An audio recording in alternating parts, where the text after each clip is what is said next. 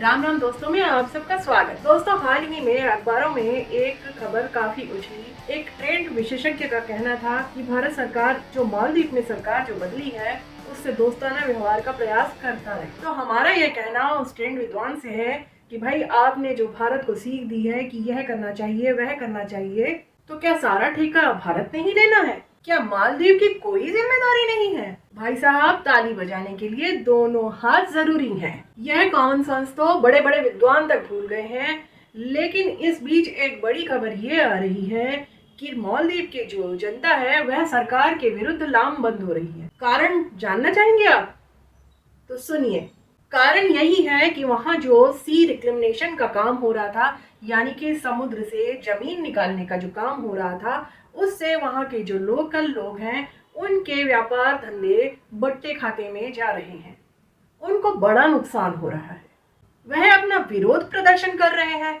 तो हमारा कहना उन मोमबत्ती जलाओ गैंग से है और ह्यूमन राइट्स का ठेकेदारों से है, जो हर वक्त में अपना झंडा उठाकर तैयार रहते हैं कि भैया आप मालदीव से आपको बात करना कठिन लगता है तो कम से कम उन लोगों का सपोर्ट तो कर दीजिए जो पर्यावरण के लिए अपना झंडा उठाकर खड़े हुए हैं, जो सरकार के विरोध में खड़े हुए हैं।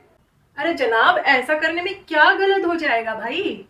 अब आप कहेंगे कि भाई ऐसा करना वैसा करना तो गलत हो जाएगा। तो तब क्या हुआ था जब मोइज़ू साहब के समर्थन में इंडिया आउट कैंपेन चला था? भला उनका मोदी साहब से क्या विरोध था?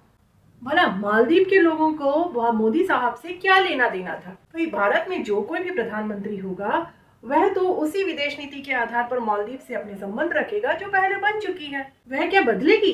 अब आप ही बताइए कि मालदीव के लोग मोदी साहब से इतनी नफरत करते क्यों हैं?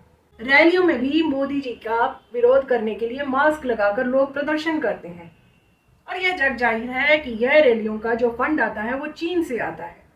चीन इस मोदी हेड्स कैंपेन को हवा दे रहा है। अरे भैया जी, हमारा तो ये भी कहना है कि जिस तरह मालदीव में इंडिया हेड्स या इंडिया आउट कैंपेन चल रहा है, ऐसा कैंपेन चीन आउट कैंपेन क्यों नहीं चलता?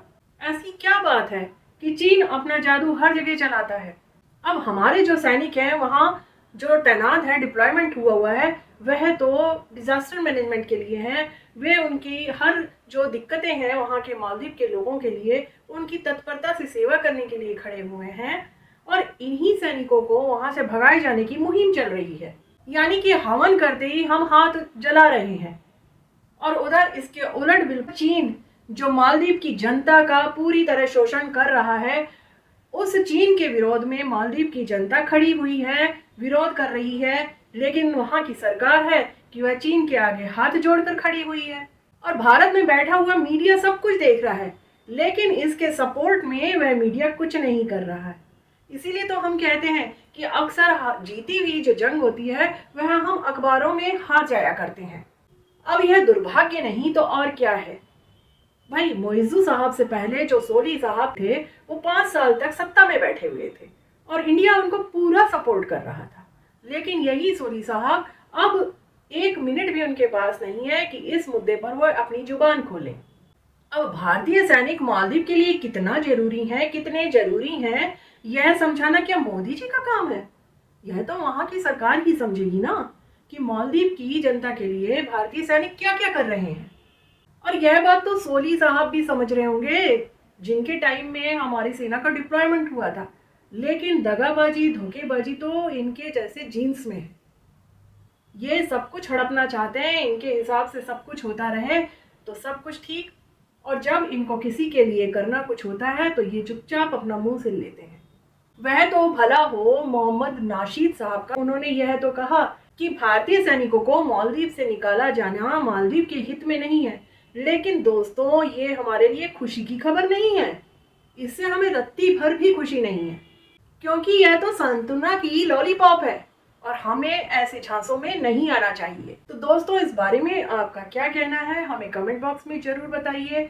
वीडियो अगर पसंद आता है तो वीडियो को जरूर लाइक कीजिएगा और शेयर कीजिएगा और मेरे चैनल को सब्सक्राइब करके बेल आइकन जरूर प्रेस कीजिएगा ताकि हमारे नोटिफिकेशन आपको मिलते रहें। तो इस वीडियो में मैं लेती हूँ विराम और अगले वीडियो तक कहती हूँ राम राम।